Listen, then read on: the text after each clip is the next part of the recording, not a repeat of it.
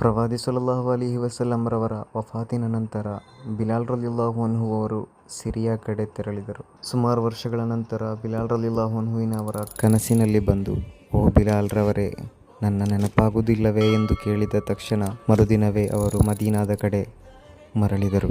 ಮದೀನಾದಲ್ಲಿ ಬಿಲಾಲ್ ರಲಿಯಲ್ಲಾಹು ಅನ್ಹು ಅವರನ್ನು ಕಂಡ ಸ್ವಹಾಬಿಗಳು ಬಿಲಾಲ್ ರಲಿಯಲ್ಲಾಹು ಅನ್ಹು ಅವರಲ್ಲಿ ಬೇಡಿಕೊಂಡರು, ಓ ಬಿಲಾಲ್ ರವರೇ, ನಿಮ್ಮ ಧ್ವನಿಯಲ್ಲಿ ಅಜಾನ್ ಕೇಳದೆ ಎಷ್ಟೋ ದಿನಗಳಾಯಿತು. ಮತ್ತೆ ನಾವು ಆ ಧ್ವನಿಯನ್ನು ಕೇಳಲು ಉತ್ಸುಕರಾಗಿದ್ದೇವೆ. ಅಜಾನ್ ಕೊಡುವಿರಾ? ಬಿಲಾಲ್ ರಲಿಯಲ್ಲಾಹು ಅನ್ಹು ಅವರು ಅಜಾನ್ಗಾಗಿ ನಿಂತರು. ಅವರ ಧ್ವನಿ ಗಗನ ಮುಟ್ಟಿತು. ಅಶ್ಹದು ಅಲ್ಲಾ ಇಲಾಹ ಇಲ್ಲಲ್ಲಾಹ್ ಎಂದು ಹೇಳುವಾಗ ಮದೀನಾ ಜನರ ಹೃದಯವು ತೇಲಿತು. ಆದರೆ ಅಶ್ಹದು ಅನ್ನ ಮುಹಮ್ಮದ್ ರಸೂಲುಲ್ಲಾಹ್ ಎಂದು ಹೇಳುವಾಗ ಮದೀನಾ ನಗರವೇ ಕಣ್ಣೀರಲ್ಲಿ ತುಂಬಿತು. ಬಿಲಾಲ್ ರವರಿಗೆ ಅಜಾನನ್ನು ಪೂರ್ಣಗೊಳಿಸಲಾಗಲಿಲ್ಲ. ಎಲ್ಲರೂ ಅತ್ತರು. ಬಿಲಾಲ್ ರಲಿಯಲ್ಲಾಹು ಅನ್ಹು ಅವರ ಮದೀನಾದಲ್ಲಿ ನಡೆಸಿದಂತಹ ಕೊನೆಯ ಅಜಾನ್ ಅದಾಗಿದೆ.